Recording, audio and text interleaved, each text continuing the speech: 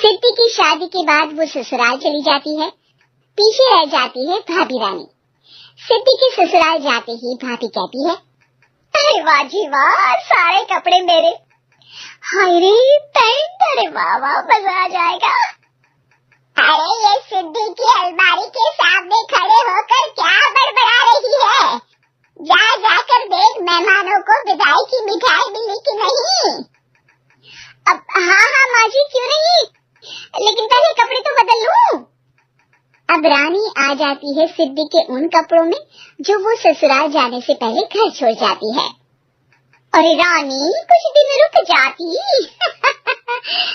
अरे ये तो सिद्धि बिटिया को मैंने ही दिया था, बड़ा ही फबता था उस पर, तुझ पर तो कुछ खास नहीं लग रहा। अब वो ना, मेरे सारे कपड़े गीले थे तो सोचा पहन लूं। वैसे भी सिद्धि को कौन सा दिन पुराने आउटडेटेड कपड़ों को पहनना है। वैसे भी ये सूट तो मैंने तभी पहना था, वैसे खास है भी नहीं ये। हाँ ठीक है, लेकिन ना मेरी सिद्धि पर तो जमता था। सारे मेहमान चले जाते हैं और सिद्धि ससुराल से मायके पहली बार आती है। अपना घर, अपना कमरा, अपनी अलमारी। ये बोलकर जैसे ही सिद्धि अलमारी खोलती है तो सामने उसके कपड़ों की जगह कुछ और ही रखा होता है। माँ, ओ माँ, जरा कमरे में तो आना। सास और रानी वहाँ पहुँच जाते हैं। रानी ने पहनी होती है सिद्धि की जींस और टी शर्ट। अरे भाभी, ये क्या? ये तो मेरी बड़ी ही महंगी टी शर्ट है, इसे आपने घर में क्यों पहनी है? अरे बहुत मिलती है दीदी ये चौक की मार्केट में, 150 में। ओ भाभी प्लीज, ये एरोफोस्टल है, 2000 की एक टी शर्ट। ओह 2000 में तो दीदी 4 साड़ी आ जाए।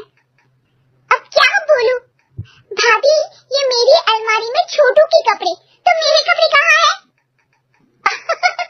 मेरी अलमारी में। अब दीदी आपको कौन से पुराने कपड़े पहनने थे? माना भाभी, लेकिन मैं जब घर आती तो यही सब पहनती ना। अरे तुम तो बड़ी कंजूस हो दीदी।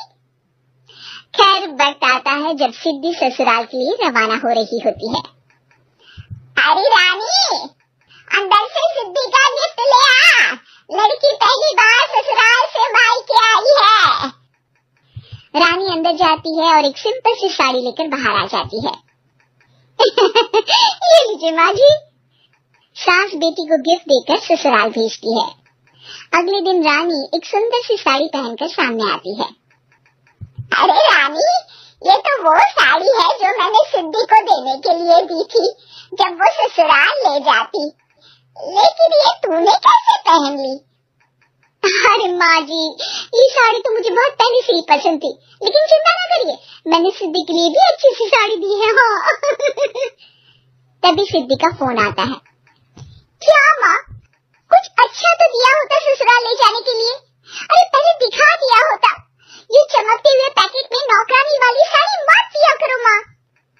अरे बेटे, वो तेरी भाभी ने ना गलती से उससे पैकेट बदल गया। हाँ, मैं कल ही तेरे भाई के हाथ से तेरा वाला पैकेट भेज दूंगी। अरे रहने दो माँ, आई एम श्योर भाभी ने अभी वही साड़ी पहनी होगी जो तुमने मेरे लिए रखी थी। तुम तो समझ नहीं पाई उनको। खैर छोड़ो, मैं ज्यादा बोलती अच्छी नहीं लगती, रहने दो, आपको उन्हीं के साथ रहना है, फिर बात करेंगे। सास को रानी पर गुस्सा आ जाता है। वो उसके कमरे में जाती है जहाँ वो शादी का एल्बम देख रही होती है। रानी, मार्केट जाकर एक ऐसी ही साड़ी लेकर आ, कल प्रतीक जाकर सिद्धि के घर दे आएगा। अरे क्यों माँ जी, कितनी साड़ी देनी है दीदी को, यहाँ कोई सेल लगी है क्या? अरे चुप कर, मेरे बेटी के हिस्से की साड़ी खुद पहन ली, अब ज्यादा ज्ञान बांट रही है। एक दिन सिद्धि का फोन आता है। माँ, मेरी सास ने आप सबको खाने पर बुलाया है। सारे लोग सिद्धि के ससुराल पहुँचते हैं। खाना खाकर वो लोग निकल रहे होते हैं कि सिद्धि की सास सभी को गिफ्ट देती है। अरे बहन जी, बेटी के घर का खाना खा लिया, यही बहुत है जो आप ऊपर से गिफ्ट भी दे रही है। अरे बहन जी, आप भी कहाँ इन बातों पर विश्वास कर रही हैं। सास सभी को गिफ्ट देती है, लेकिन रानी को जो साड़ी देती है वो अजीब सी हरे रंग की, लाल रंग की बड़ी छाप वाली होती है। अरे छी, ये कौन पहनेगा? सासू माँ को तो जरी वाली इतनी सुंदर, और मेरे लिए ये नौकरानी वाली। अरे भाभी, दरअसल मैं जब भी घर आती थी आप वापसी में ऐसी ही साड़ी देती थी ना, तो माँ ने सोचा कि आपको आपकी पसंद की ही साड़ी क्यों ना दी जाए। बेचारी रानी, बोलती भी तो क्या। सिद्धि और सास रानी का चेहरा देखकर हंसने लगती है, तो रानी समझ जाती है कि अपने ही बिछाए जाल में वो फंस चुकी